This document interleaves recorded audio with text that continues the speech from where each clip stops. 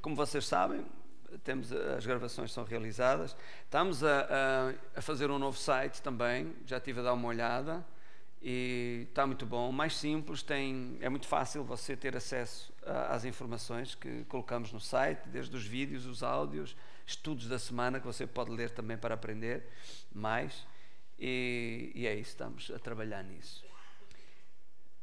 Eu hoje pedi para pôr este fundo, não vai alguém estar com o sarampo, então isso sim faz bem. Faz bem ver. Ok, vamos orar. Querido Senhor, te dou graças pela Tua palavra. A Tua palavra é viva e eficaz, ela é como Tu. Toda a palavra é como o seu autor e foste Tu que nos ensinaste isto. Por isso a Tua palavra é eterna, invencível, poderosa, e quando a colocamos no nosso coração e na nossa boca, nós tornamos-nos invencíveis também com a força da Tua palavra em nós. As circunstâncias não nos podem resistir porque a Tua palavra é irresistível. As circunstâncias não nos podem derrubar porque a Tua palavra não conhece a derrota. E graças te dou porque é esta palavra que está no nosso meio nesta noite. E obrigado pelo Espírito Santo que nos foi dado, derramado em nossos corações para nos fazer entender a palavra e nos fortalecer e nos trazer revelação. E eu te agradeço, Senhor, porque tudo isto está a operar aqui no nosso meio esta noite. No nome todo-poderoso de Jesus eu oro e todo o povo de Deus diz comigo, amém! Amém. Aleluia. Bem, abram a vossa Bíblia em 1 de Timóteo, capítulo 4. Eu acho que me faz bem viajar, você não é? Viajar mais vezes.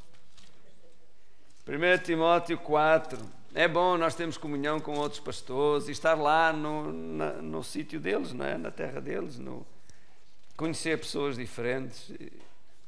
1 Timóteo 4, 1 e 2. Não é? Nós estamos a falar, aliás, hoje nós vamos dar continuidade à última mensagem que eu ministrei aqui faz 15 dias, não é? Sobre o engano, ou como a Bíblia fala, e nós já vamos ler isso, usa esta nomenclatura, espíritos enganadores, ok? Então diz assim, já acharam todos? Está aí? Mas o Espírito, portanto o Espírito Santo, expressamente diz que nos últimos tempos apostatarão alguns da fé. Sabe o que é apostatar da fé? É uma palavra assim um bocado estrambólica, mas quer dizer afastar-se, apartar-se, ok? Do quê? Não é das igrejas. Olha para mim no instante, olha eu aqui. Não diz aqui apostatarão das igrejas. Apostatarão da fé, quer dizer que podem até estar dentro da igreja, mas já se afastaram da fé há algum tempo. Inclusive, bem, não vou falar sobre isso. Pronto, apostatarão alguns da fé.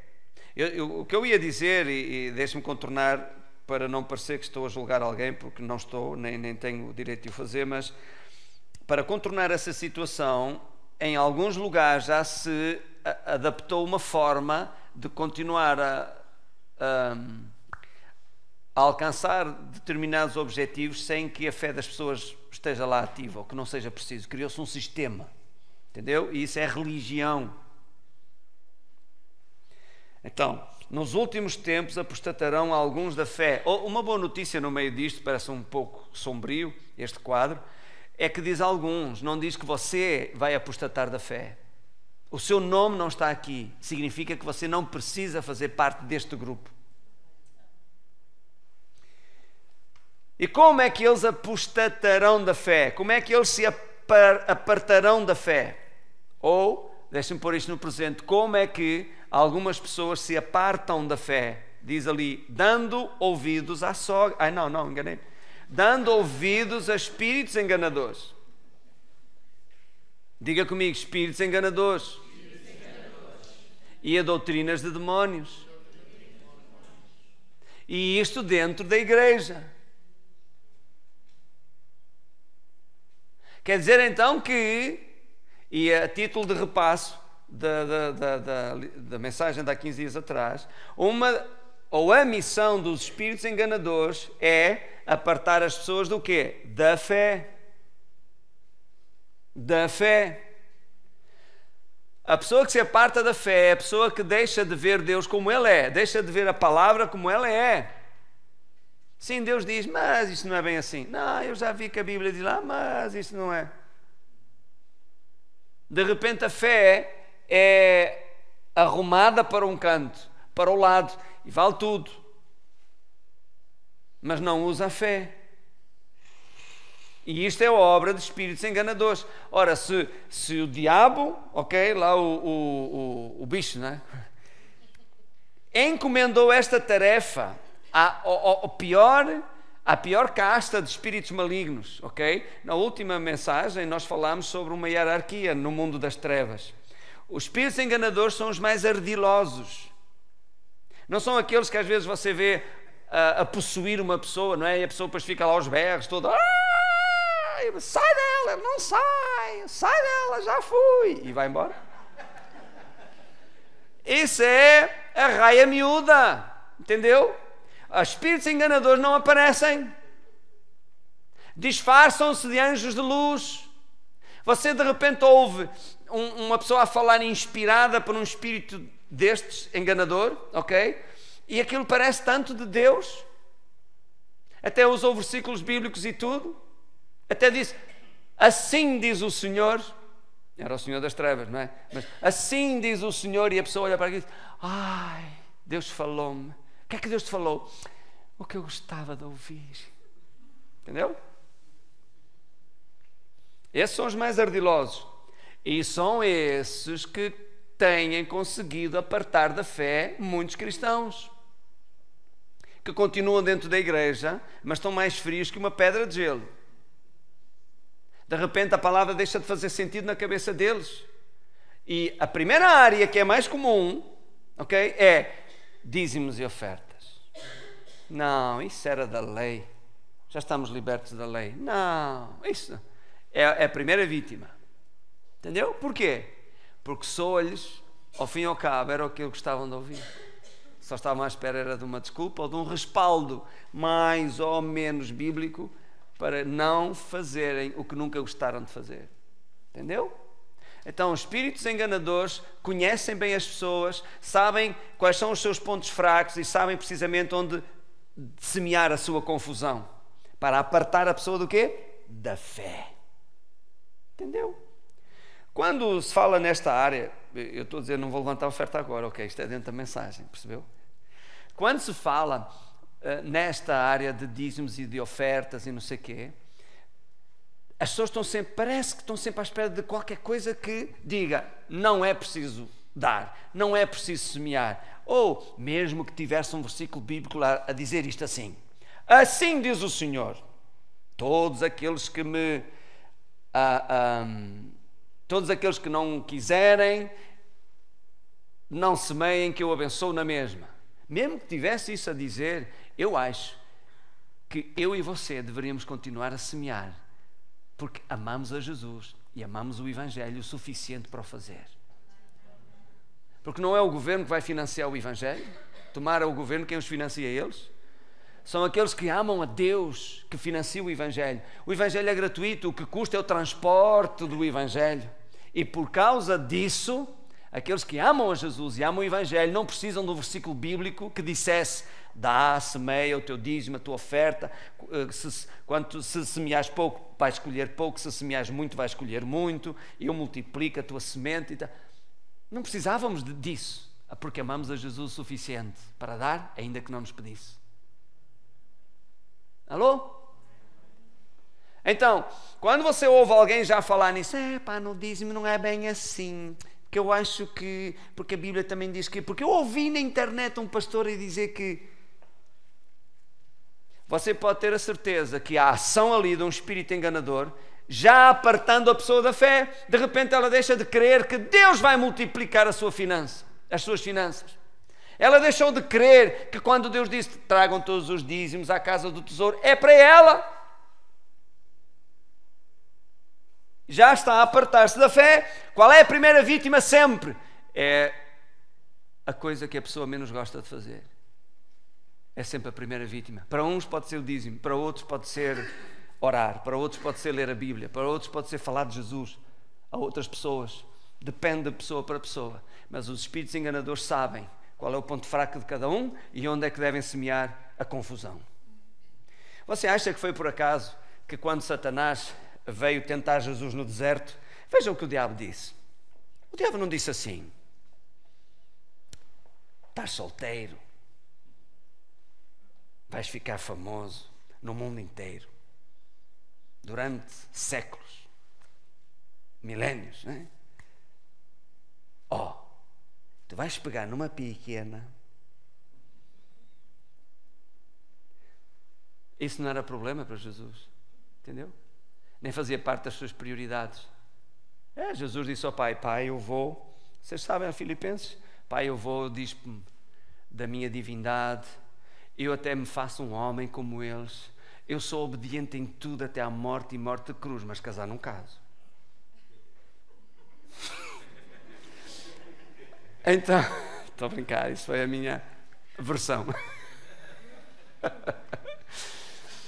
Então, qual era o alvo, a missão de Jesus? Que os homens soubessem que Ele é o enviado de Deus, o Filho de Deus, o Messias, sim ou não? E veio como rei, e eles o aclamaram bendito, o que vem em nome do Senhor, Hosana, etc, etc. Então, e ali na hora era a fome, 40 dias de jejum, as células começam a ser devoradas. Então o diabo veio logo na primeira, na mais urgente. Diz: então és o Filho de Deus, transforma essas pedras em pão. Entendeu? Então, o diabo é o pai de todos os espíritos enganadores, ele é o big boss lá do sítio. Veja que ele até usou a Bíblia.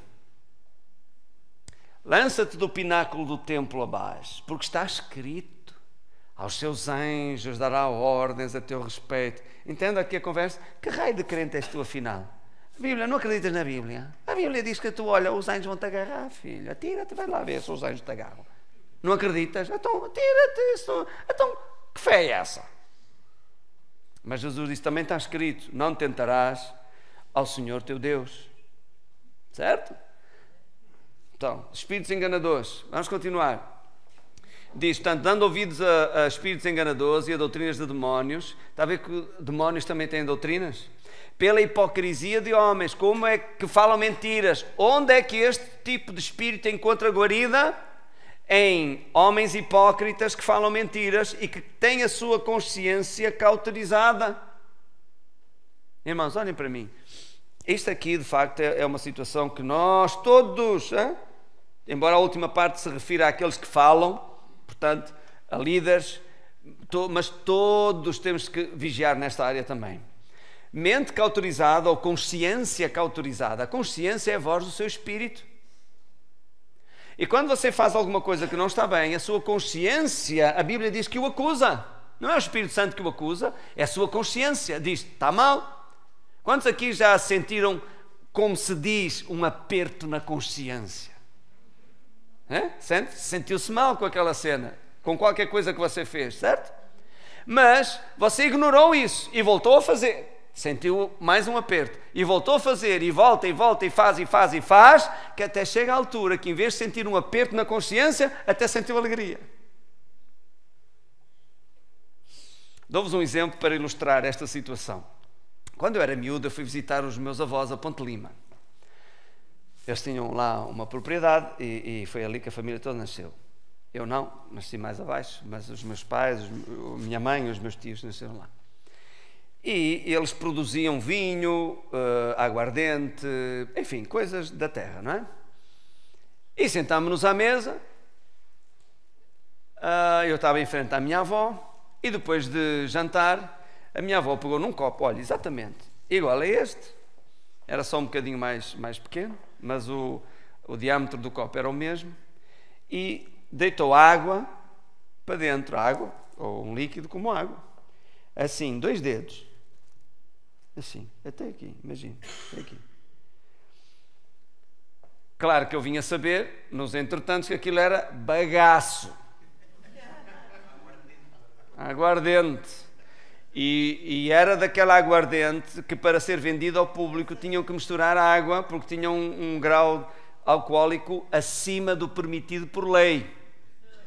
Eu fui uma vez com o meu avô e vi o taberneiro a pôr água e com lá um termómetrozito, ou lá o que era, a ver o grau de álcool. Então, por aqui, sem exagerar nada. A minha avó pegou naquele copo e foi de penalti. Truque! E fez assim. Eu fiquei a olhar para aquilo. Pensei, eu, miúdo, tinha para aí 8 anos, pensei, a avó, velhinha, direto uma coisa daquelas, aquilo não deve ser nada especial, vou provar também. Apanhei os distraídos, peguei lá na infusa, chamavam-lhe infusa, o caneco lá do bagaço, e deitei uma coisinha assim, mínima. Olhei, ninguém estava a ver, e eu...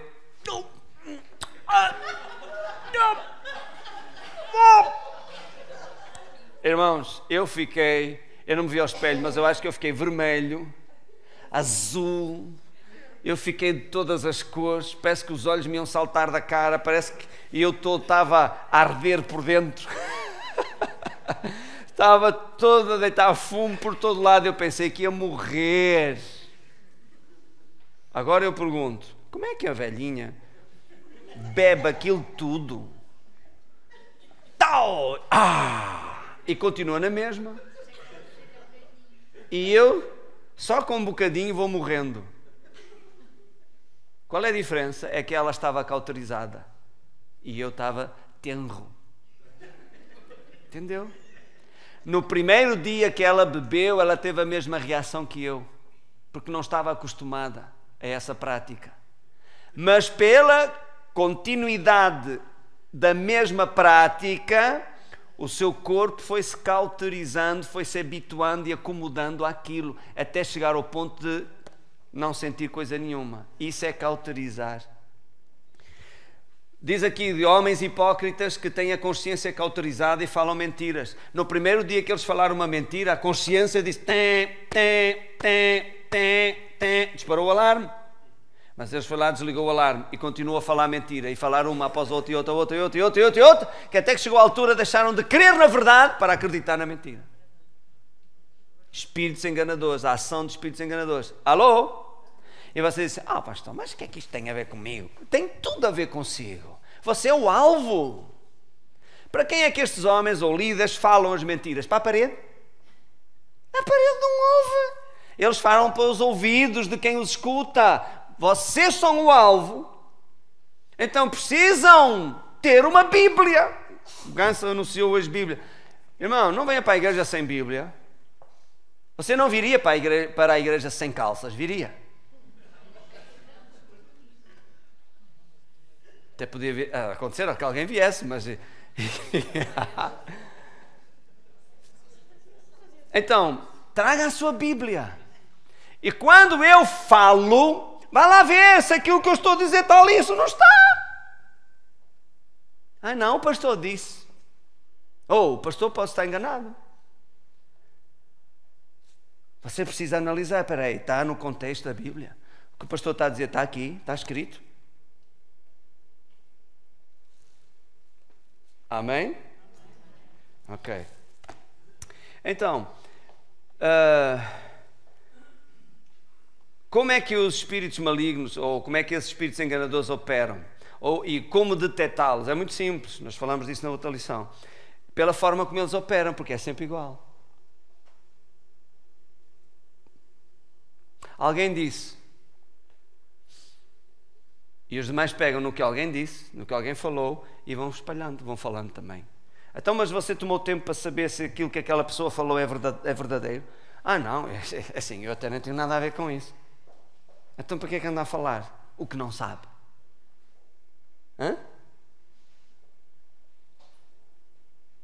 Depois, outra situação é assim, não é falar mal, mas, sinceramente, e depois vai aí o veneno. Mas não é falar mal. É como outra pastor, não é falar negativo, mas cada vez está pior. Mas não é falar negativo, pastor.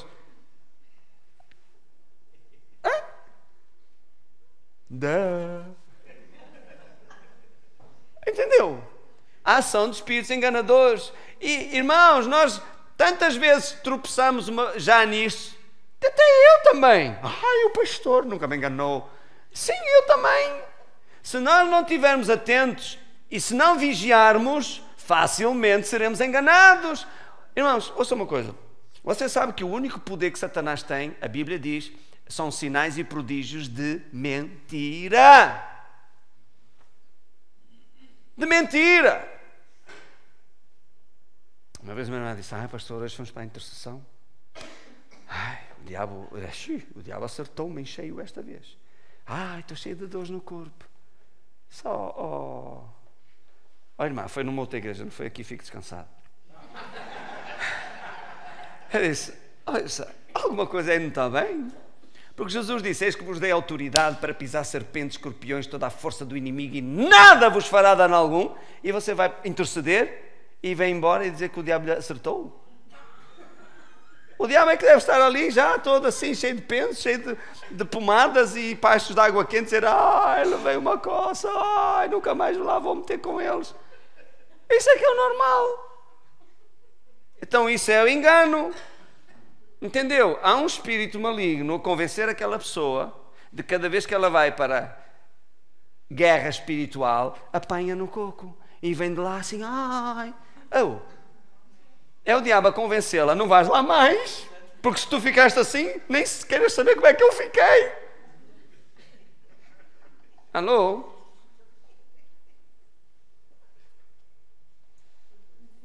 Precisamos de discernimento para perceber as coisas e não nos deixarmos enganar pelo diabo.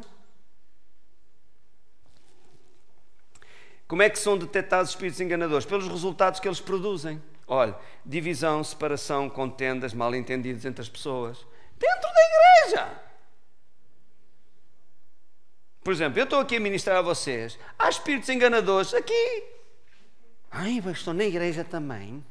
Ouça, é o primeiro a chegar e o último a ir embora.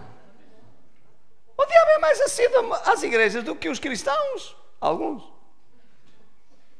Está-me a entender?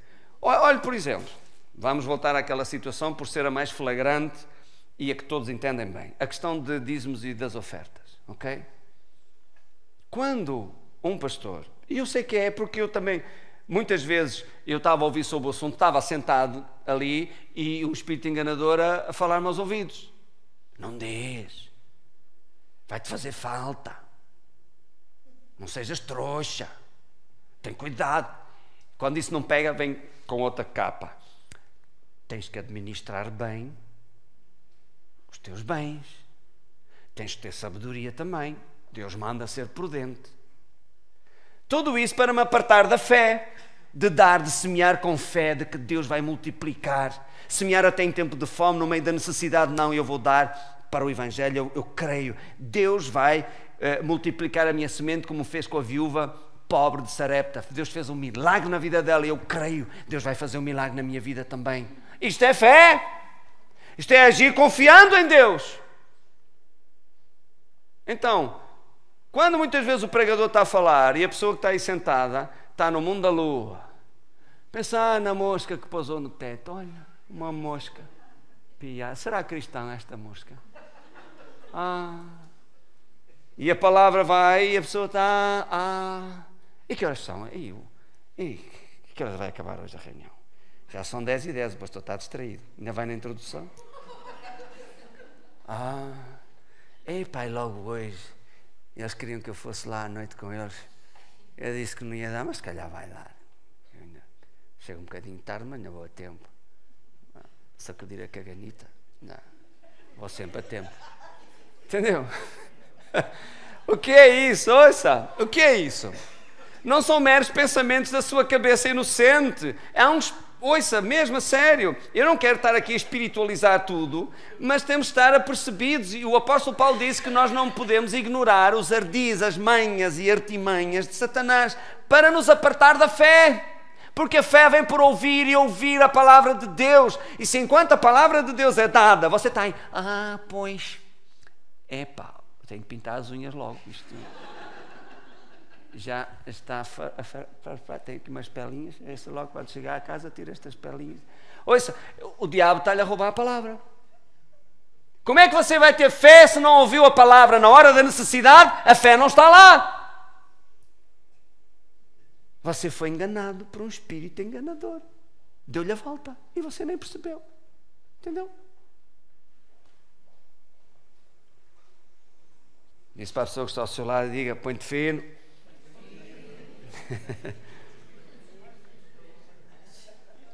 Mas olha, aquilo da introdução era verdade, porque ainda não sei da introdução. Bah, ok. Então, você não tinha saudades minhas, então agora leva comigo. Como funcionam os espíritos do engano? Olha aqui, como é que eles funcionam? Eles falam o que nós queremos ouvir.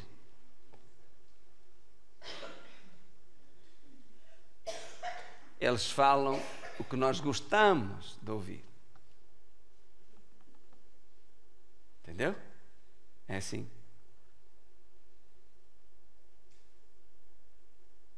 Vamos ver um exemplo aqui na Bíblia de pessoas como você e eu. Veja aí, 1 Reis 22. Eles viveram noutro tempo, mas pensavam como nós hoje. É tudo farinha do mesmo saco. Não pense que, não, isto era outro tempo. 1 Reis 22. Você vai ver que afinal eu era o Elvis e não sabia. 1 Reis 22, versículo 1. Isto é muito interessante. É um texto longo, são 28 versículos, ok? Mas nada que se compare à última revista Cor-de-Rosa que você leu. Portanto, tem muito mais. Aqui ninguém lê dessas coisas, foi não. Tudo revistas vermelhas e verdes. 1 Reis 22, versículo 1 até ao versículo 28, está bem? E nós vamos ler e depois eu vou fazendo algumas considerações. Neste texto, nós vamos encontrar aqui algumas coisas, deixe-me usar este termo. Vamos encontrar um rei que é obstinado, que teimosamente quer empreender uma determinada ação, seja de Deus ou do diabo, que trata de convencer o rei Josafate a fazer o mesmo.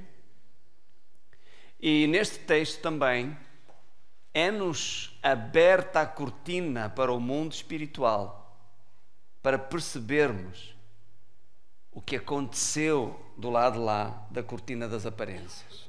Ok? Então diz assim: estiveram quietos 3 anos. Quem é que esteve quieto 3 anos? Não, espera aí. Foi os sírios e Israel. Não houve guerra entre ambos durante 3 anos. Não havendo guerra entre a Síria e Israel. Porém, no 3º ano, sucedeu que Josafate, rei de Judá, desceu para o rei de Israel. Olhe para mim no instante.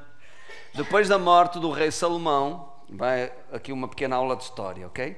Depois da morte do rei Salomão, o reino de Israel dividiu-se em 2 partes. Ao norte ficou com Jeroboão, 10 tribos, ok? E ao sul, com a capital em Samaria. E ao sul ficou o reino de Judá, com 2 tribos, Judá e Benjamim, certo? E o rei era o rei Rehoboão, filho de Salomão. Então o reino ficou partido em 2. Do norte, todos os reis do norte foram péssimos, e Acabe é um deles. Acabe era, como é que é de explicar? Governado pela mulher. Ele fez o que era mau aos olhos de Deus e casou com uma moabita, não era? Acho que era Jezabel, que ela foi como que a protagonista de um, vamos dizer, de um espírito na Bíblia, ou de uma determinada atitude que se perpetuou até o livro do Apocalipse, quando Jesus lá fala acerca de um determinado grupo de pessoas que consentia no meio deles o espírito de Jezabel, quer dizer, a atitude, aquela atitude de Jezabel, que pode ter várias interpretações. Uma que eu acho interessante é que chama errado ao que está certo e certo ao que é errado. Porque era assim que Jezabel vivia. Instituiu a adoração a Baal, instituiu profetas e sacerdotes de Baal. Jezabel era prostituta também. Ela própria era uma sacerdotisa de Baal, e nas festas a Baal havia orgias, e Jezabel estava lá no meio, e pelos vistos Acabe até gostava. Ele também andava lá a fazer uns biscatos e tal, e depois lá ia levando a vida dele. Então, porém no 3º ano sucedeu que Josafate, rei de Judá, está a ver? Desceu para o rei de Israel. Josafate era o rei do reino do sul e foi ter com Acabe, que era o rei do reino do norte.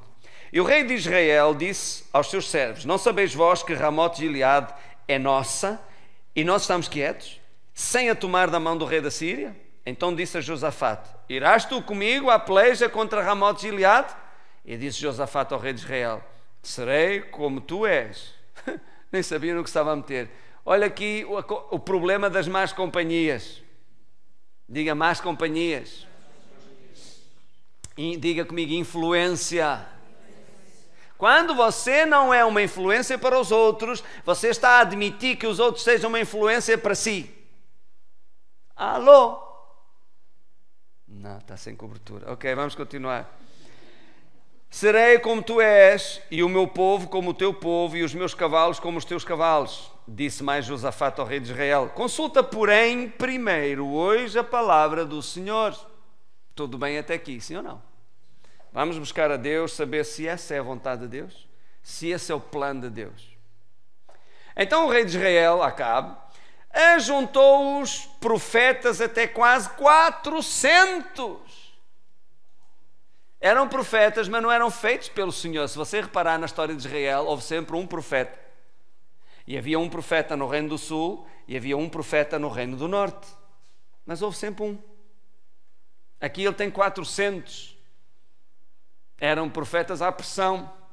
Porque ele, na verdade foi Jezabel que instituiu estes profetas, os 400 de Baal que Elias matou, para profetizarem o que o rei quer ouvir.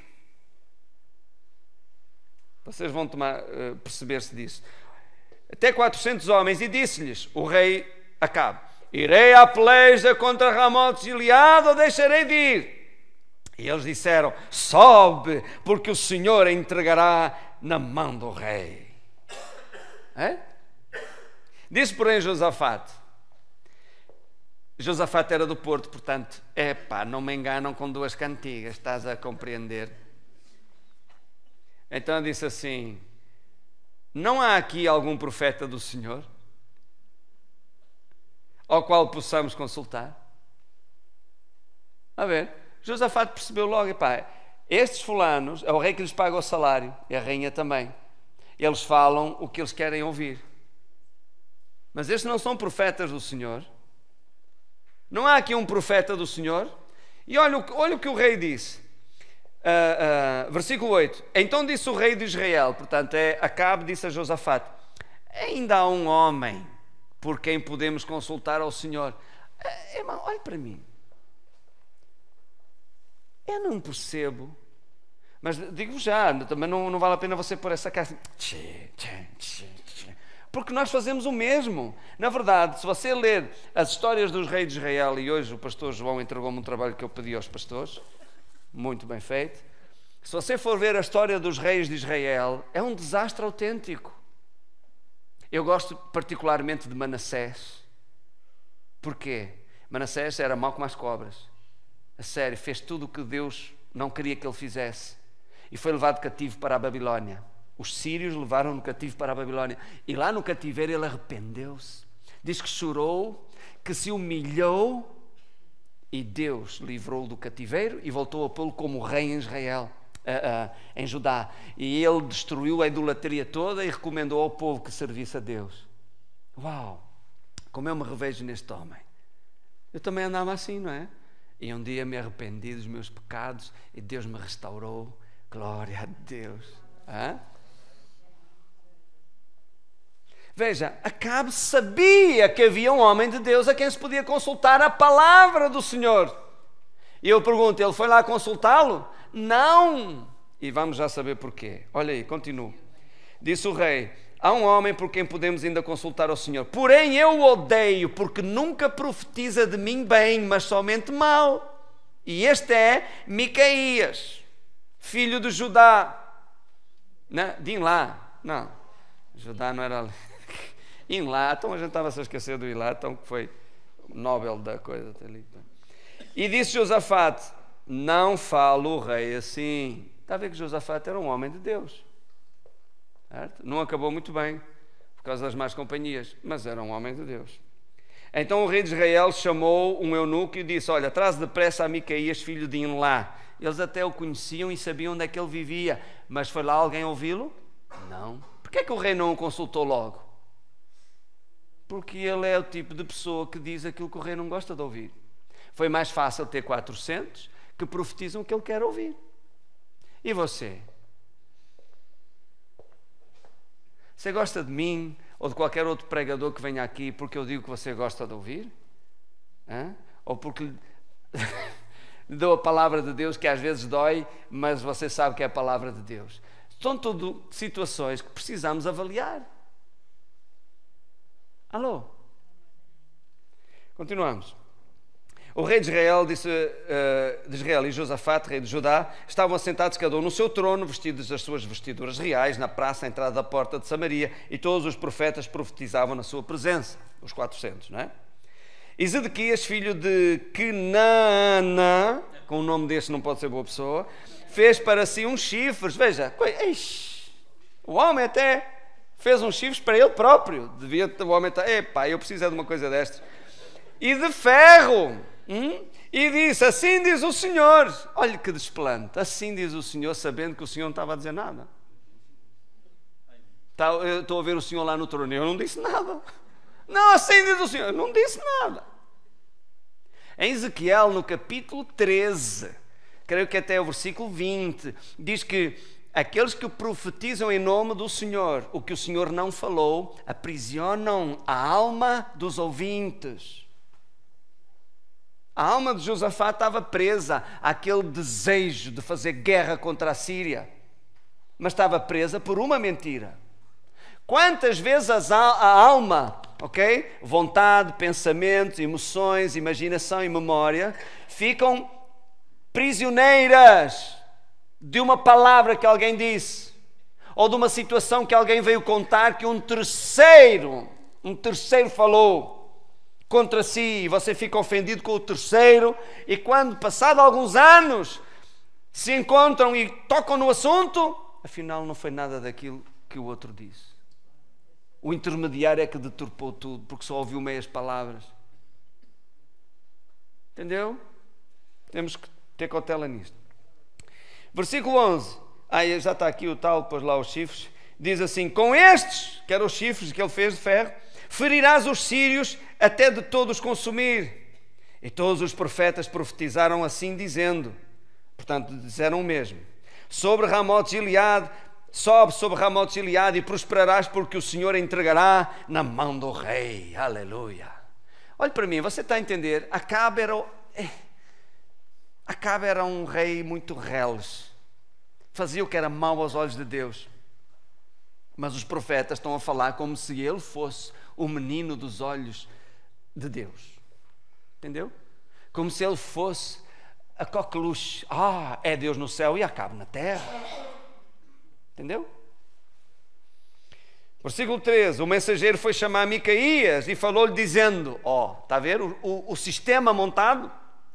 Olha que as palavras que os profetas a uma voz predizem, coisas boas para o rei, seja pois a tua palavra como a palavra de um deles e fala bem. Porém Micaías disse, olha, vive o Senhor, que o que o Senhor me disser, isso falarei. Glória a Deus por Micaías. E vindo ele ao rei, o rei disse a Micaías, iremos a Ramote Gileade à peleja ou deixaremos de ir? E olha o que o profeta disse, sobe e serás próspero, porque o Senhor a entregará na mão do rei. Epá, isto parece aqui uma confusão. Mas olha o que diz a seguir. E o rei lhe disse: até quantas vezes te tenho jurado de que não fales senão a verdade em nome do Senhor? O próprio rei sabia. Olha para mim, o que é que o profeta então está a mentir? Não, o profeta está a dizer: não é isso que tu queres fazer? Então faz. Eles não dizem que tu vais prosperar nesse intento? Então prospera. Mas o rei, ao ouvir aquilo, sabia: isto é mentira. Então, se é mentira vindo da boca do profeta do Senhor, porque é que ele não viu logo que era mentira vindo daqueles 400? Porque eles disseram o mesmo.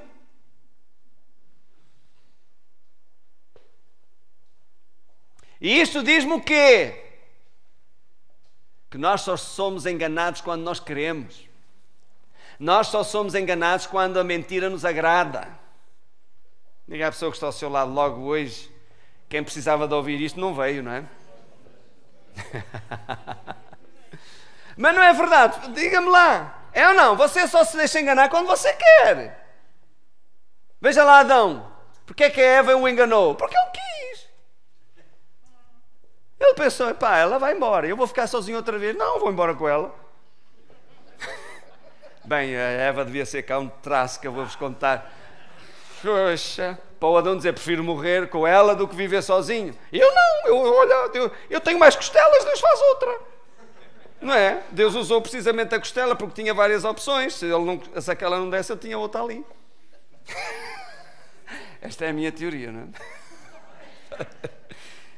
é? Ok, diga comigo: eu só sou enganado quando eu quero. Entendeu? E depois fica a dizer assim: ai, enganou-me. Oh, enganou-se. Não me venha dizer a mim que lá dentro, no seu íntimo, você não tinha o testemunho do Espírito Santo a dizer-lhe que alguma coisa não está bem ali. Pois, mas depois estamos aqui a aprender para percebermos isso, não é? Ok, continuamos. Versículo 16. E o rei lhe disse, 17. Então disse ele: olha, agora vem a palavra do Senhor. Eu vi todo Israel disperso pelos montes, como ovelhas que não têm pastor. E disse o Senhor: estes não têm Senhor, e torne cada um em paz para a sua casa.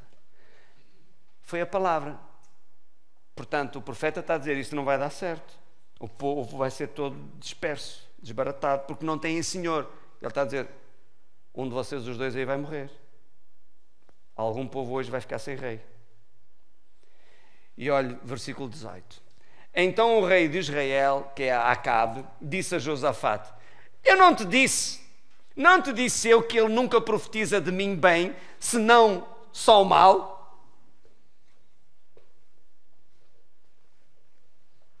E então disse ele, o profeta agora trouxe uma visão. O que ele viu, uma visão, é uma figura, entendeu? Onde Deus fala por figuras para transmitir uma mensagem. E ele diz: ouve a palavra do Senhor. Eu vi o Senhor assentado sobre o seu trono e todo o seu exército estava junto a ele, à sua mão direita e esquerda. E disse o Senhor: quem induzirá Acabe a que suba e caia em Ramote Gileade? E um dizia desta maneira e outro dizia da outra. Olha para mim no instante. Você tem que entender isto. Isto não é um acontecimento real. Isto não se passa realmente na presença de Deus, entendeu? Porquê? Porque na presença de Deus não há discórdia, nem suposições. Não está lá Deus sentado no trono e diz assim: bem, Acabe completou a medida dos seus pecados, não é? Estou farto do Acabe, ele vai cair pelo seu pecado. Como é que nós vamos fazer? E então vem um anjo e diz: Senhor, podia ser sei lá, engasgar-se. Se ele se engasgasse ao jantar, estava o assunto resolvido. E vem outro anjo do outro lado e diz: não, isso não, eu acho que seria mais interessante ele beber qualquer coisa envenenada. Porque um dizia de uma maneira, outro dizia de outra. Na presença de Deus não há confusão, entendeu? Portanto, isto é uma visão para transmitir uma mensagem, é uma figura. Foi isso que o profeta, é como um sonho. Por exemplo, eu uma vez tive um sonho, há muitos anos atrás, que andava em cima da água. Eu não ando em cima da água, mas no sonho eu andava em cima da água. Mas aquelas muitas águas representam multidões. Entendeu? É uma representação. É o que está a acontecer aqui. Certo? Pronto. Vamos continuar. Versículo 21.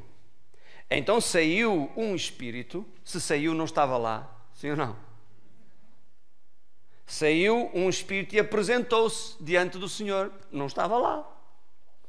Portanto, isto representa um espírito maligno que o profeta vê nessa visão. Ele não estava na presença de Deus. Ele saiu, não se sabe de onde, mas veio e apresentou-se ali. Então veio do outro lado qualquer. Não estava lá. Diante do Senhor e disse: eu induzirei. Eu tive uma ideia. Eis aqui uma boa oportunidade. E o Senhor lhe disse: com quê? Olhe para mim outra vez.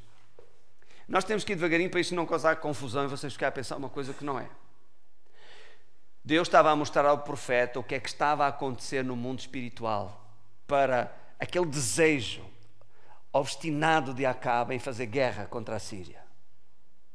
E Deus estava a mostrar que aquilo não veio do Senhor, que aquilo iria pôr fim à vida dele e à vida de muita gente que o seguiria. Então, no mundo espiritual, Deus está a mostrar ao profeta o que é que está a acontecer, repito, para que Acabe tivesse aquele desejo obstinado. Havia um demónio já a querer ceifar a vida de Acabe por causa do seu pecado. Ok. E o Senhor diz com quê? Versículo 22. E ele disse: eu sairei e serei um espírito da mentira na boca de todos os seus profetas. E ele disse: tu o induzirás e ainda prevalecerás. Sai e faz assim. Ou seja, esta expressão de Deus a dizer sai e faz assim, é Deus a dizer ao profeta, não é? Para passar a mensagem de que era o que estava a acontecer. Versículo 23. Agora, pois, eis que o Senhor pôs um espírito da mentira na boca de todos estes teus profetas e o Senhor falou mal contra ti. Entendeu? É o profeta a dizer: olha, o que o Senhor falou é isso que está a acontecer e é mal contra ti. Não foi Deus que pôs um espírito de mentira. Ele nem sequer é o pai da mentira.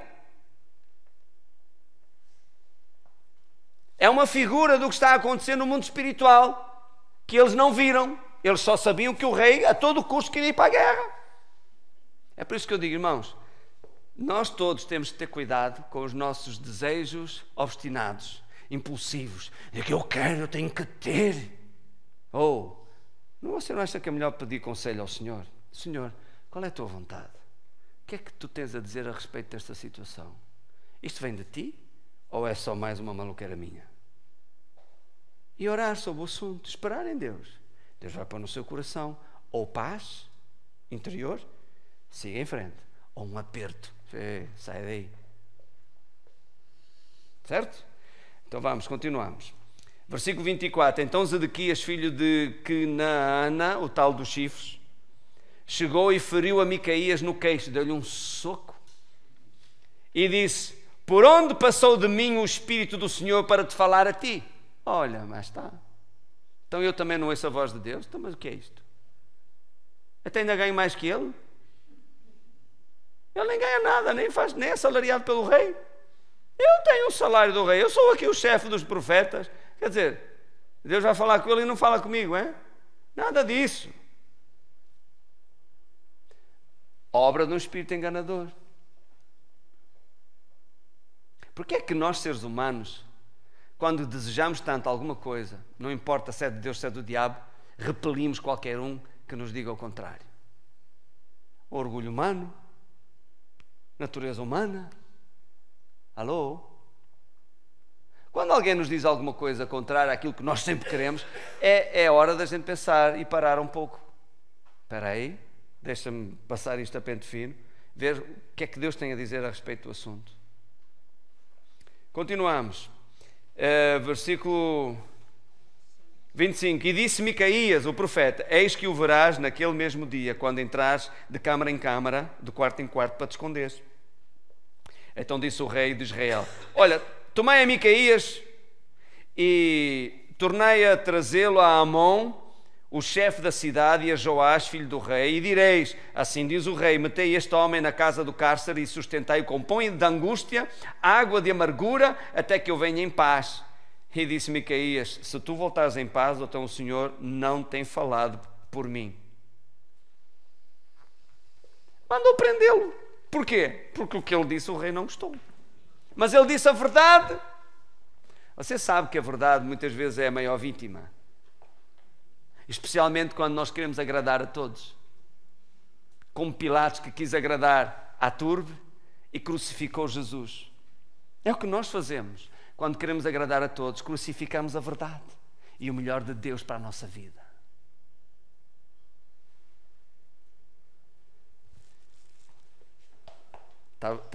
Tá bom, hein?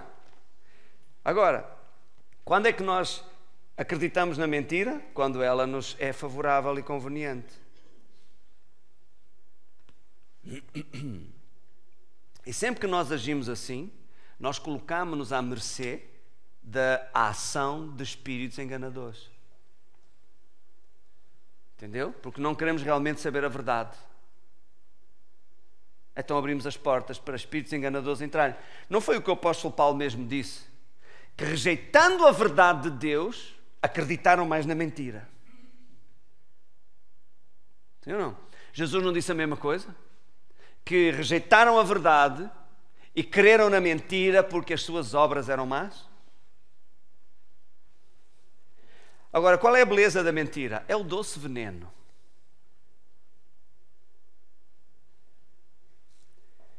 A beleza da mentira é que produz em nós dois sentimentos. Eu escrevi aqui: a ilusão que apoia o que queremos e a vontade de mostrar o que não somos.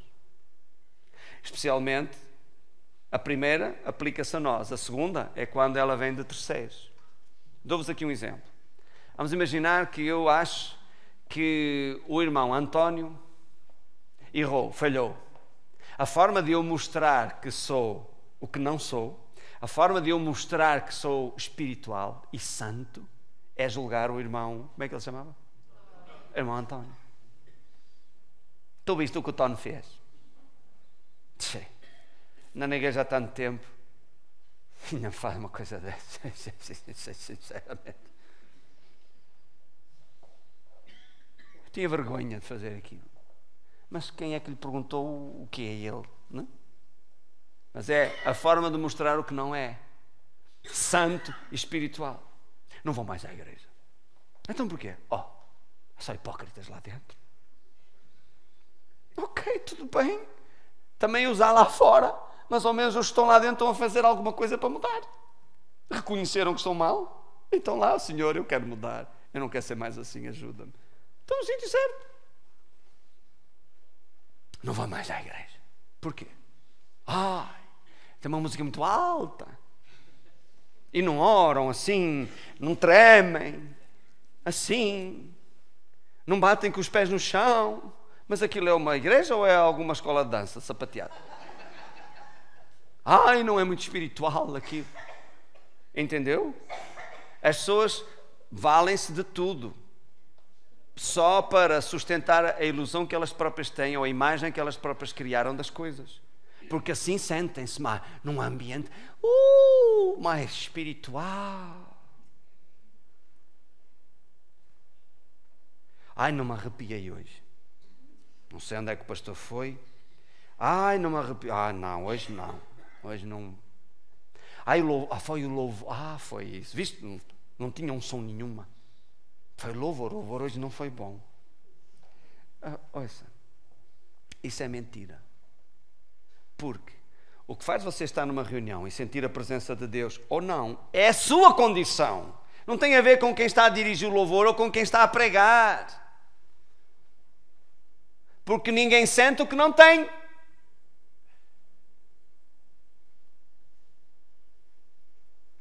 E quando adoramos a Deus e nos alegramos na presença de Deus, e não é para show off, é a manifestação do que você traz. Por isso é que eu digo, levanta as mãos, levanta a sua voz, glória, dê graças a Deus. É normal. Estamos a agradecer coisas boas. Até parece que estamos a agradecer. Senhor, te agradeço que o gato hoje morreu e a sogra nunca mais morre. E o avô, Senhor, partiu uma perna e o dinheiro não chega. Não estamos a falar de coisas más, entendeu? Que somos obrigados a fazer por um ritual que nos impõem e tal, ok, tudo bem, está bem, não entendo, mas ok, está certo. Não, estamos a agradecer a Deus por coisas boas que Ele tem feito na nossa vida. Não nos devemos alegrar com isso? Não é digno de que levantemos a nossa voz e digamos, graças te dou, Senhor, pelo ar que eu respiro. Graças te dou, Senhor, pelo milagre de ter acordado hoje de manhã. É um milagre! Nós é que já levamos aquilo tão corriqueiro que já nem ligamos nenhuma. Não foi mais que a obrigação dela. Então, mas o que é isto? Tanta gente que hoje já não acordou. Já estão lá. Sócio, não sei quantos milhões da Companhia dos Pés Juntos. Sabe qual é a Companhia dos Pés Juntos? Ok, esta saiu agora. Ok. Ali em Benfica, ao lado do Hospital da Luz, tem lá uma companhia grande. Companhia dos... Está tudo com os pés juntos. Ok, um dia nós vamos para lá também, ou para qualquer lado, mas ainda é cedo, não é agora. Então, esta é a beleza da mentira. Se a mentira não fosse bonita, ninguém pegava nela. Mas como ela se apresenta com uma fachada agradável, é atrativa. Ok. Agora, quando nós somos realmente espirituais, quando nós somos realmente espirituais, nós não julgamos os outros, ainda que tenham caído feio. O espiritual não julga, vai lá e levanta e encobre a transgressão do outro. Está lá para ajudar, para apoiar e não para condenar nem para divulgar. Olha o que ele fez. Eu não faço isso. Isso é ação de espíritos enganadores, isso é religiosidade. E é disso que o mundo está farto. As pessoas lá fora querem ver essência, querem saber ou procuram a verdade, não é religiosidade, isso é tão fartos. Querem algo que os inspire confiança. Eles querem Jesus. Por isso é que precisamos entrar na palavra, leia a Bíblia em sua casa, ouça os CDs. Amém? Ok. Agora, já vimos ali o que é que acontece por detrás da cortina das aparências. Subir cá. Então, para terminar, quero só dizer o seguinte. Veja, Acabe morreu. Ele era manhoso e morreu. Veja o seguinte, ele foi com o rei Josafate à guerra. Mas o rei Josafate ia com a armadura real, que era diferente das outras, não é? Então os sírios, quando olharam e viram o rei, atacaram todos ali. Só por um milagre Deus salvou o rei Josafate. Acabe tinha-se disfarçado de cocheiro, mas uma seta perdida encontrou. E ele morreu naquele dia. Não teria sido melhor se ele tivesse dado ouvidos ao profeta do Senhor? Mas ele deu ouvidos ao quê? Um espírito enganador. Quantas vezes nós, não estou a dizer isto para condenar ninguém, mas para abrirmos os olhos, quantas vezes nós já demos ouvidos a espíritos enganadores? Quebramos até relacionamentos, ferimos pessoas, magoamos pessoas, porque nós é que estamos certos. Os outros estão todos errados.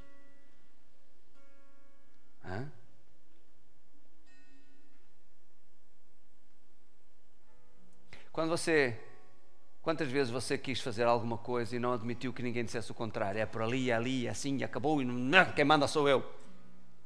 A pessoa tem que recorrer desta afirmação. Olha lá aqui, quem manda sou eu. Acabou a conversa, não há mais conversa, quem manda sou eu. Isso pode colocar-nos em problemas. Sim.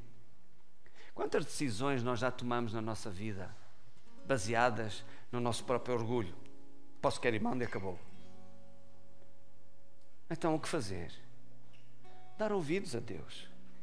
Dar ouvidos à palavra do Senhor. Esperar em Deus. Senhor, qual é a tua vontade? Entendeu? No caso aqui, esta dupla, Acabe e Josafate. Veja, Josafate acaba por ter tanta culpa como Acabe. E foi só um milagre, porque ele era justo. Mas ele, se desse ouvidos ao Senhor, nunca seria associado com Acabe para ir à guerra. Teria poupado todo aquele incómodo, a morte de muitos dos seus próprios soldados e ter que fugir. E o risco de vida que ele correu.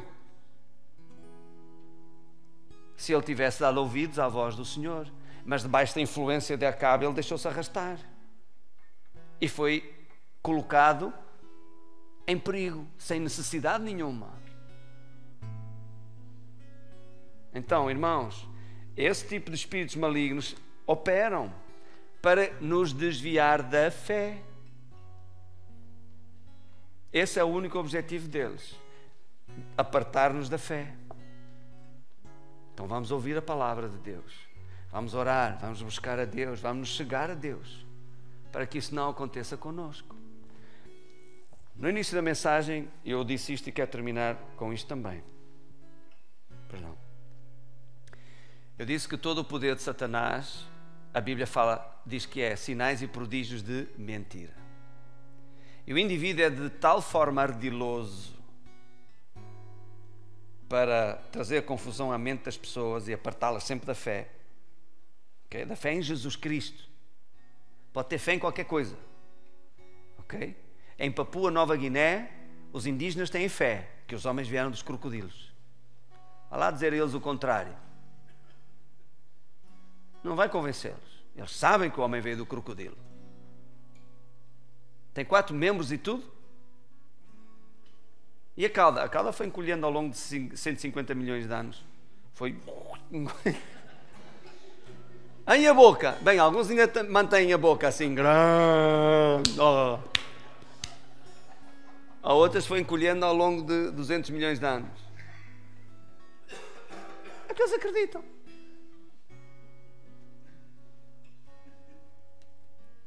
Portanto, pode ter fé em qualquer outra coisa, menos em Jesus. Entendeu? Pode ter até fé no santo A, no santo B, no santo C. Pode ter fé na religião A, religião B, religião C, nas energias. Pode ter fé em tudo o que você quiser, na EDP também. Pode ter fé em tudo. Mas em Jesus, não. Entendeu? Em Jesus, não.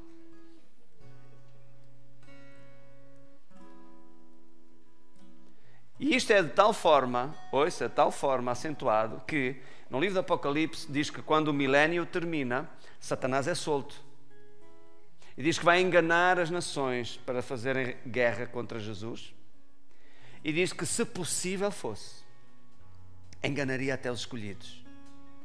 Que somos nós, a igreja, que vem com Jesus para, ok? Já com um corpo glorioso. Que, se fosse possível, até nós seríamos enganados.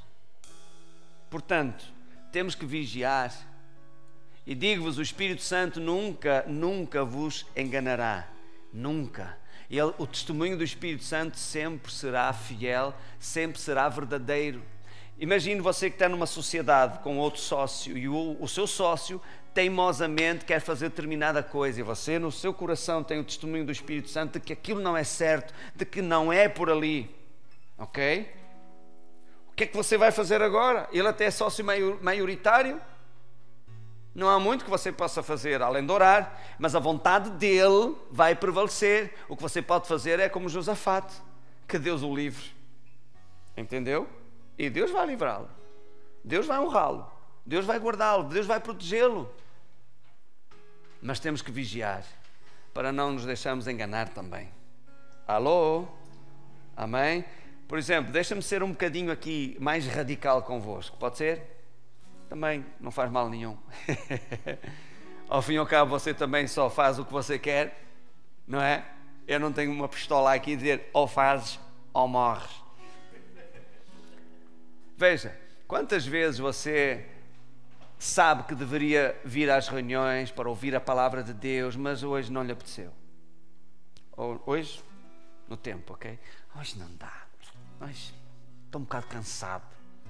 Você convenceu-se que está cansado, porque você só está cansado para aquilo que você quer. Ok? Vai lá a esposa dizer, lindo, comprei uma lingerie daquelas, hoje é dia, vai lá ver se você está cansado. Você vai dizer, não querido, hoje estou cansado. Sei lá, é antes ou depois do jantar? É melhor depois. Ou pode ser antes e depois também, não é? Coisa. Então, você só está cansado para aquilo que você quer. Alô? Aleluia. Então, não se deixe enganar, está a ver? Não se deixe enganar. Tu não podes ir hoje, então olha para o teu nariz. Mas você não anda com o nariz, quer dizer, você anda, leva o nariz, mas você não anda com o nariz no chão? O que é que tem? O teu nariz está todo entupido. E qual é o problema? Se tivesse os ouvidos entupidos, não podia ouvir. Mesmo assim ainda conseguia ler os lábios do pastor. Agora o nariz entupido não impede você de vir e ouvir a palavra de Deus e pôr a sua fé de que a palavra vai libertá-lo, porque a palavra é vida e saúde para todos aqueles que as acham. Você entra de nariz entupido e sai de nariz desentupido, glória a Deus. Isso é fé. Agora há um demónio a falar-lhe aos ouvidos para apartá-lo da fé. Não podes ir, estás com o nariz entupido. Você não percebe que é só o diabo a querer afastá-lo? Sim, mas eu não entendo onde é que isto quer chegar. E nunca vai entender até lá chegar. Essa é a ideia. Veja lá se o diabo disse a Eva, olha, os vossos olhos vão se abrir, vão ser iguais a Deus, mas tem só uma coisa aqui, uma pequena coisa. O que é? É que vocês vão ficar separados de Deus para o resto da eternidade e toda a humanidade, os vossos descendentes já vão nascer debaixo do meu domínio. Não é nada de mal, mas é só assim, olha, umas doenças, vocês vão morrer doentes também, cheios de dores, deixa-me ver, pobrezinhos, vão se matar uns aos outros. É divertida, dá uma ação aqui e tal. Hein? O diabo não disse isso, disse? Não, ele só disse o que eles gostavam de ouvir. Os teus olhos vão se abrir. Ah? Vai ser como Deus. Uau! Distinguir o bem do mal. O que é melhor que isto? Hã? Come. É bom. Está comigo, está. Aliás, até já se vende enlatado. Tem vitamina. Faz bem a sua. E ela comeu. E depois o que é que ela disse? A serpente me enganou. Mas já era tarde. Foi enganada. Alô? E que tal se a gente ficasse de pé agora? Amém. Diga comigo, glória a Deus, pela palavra de Deus que entrou no meu coração, está a mudar a minha vida. Eu vou vigiar. Diga, vou encher o meu coração da palavra de Deus para não ser facilmente enganado pelo inimigo. E o testemunho do Espírito Santo me guiará em toda a verdade. Diga, eu sou da verdade, eu não sou da mentira, eu sou da luz, eu não sou das trevas. Amém. Glória a Deus. Vamos louvar.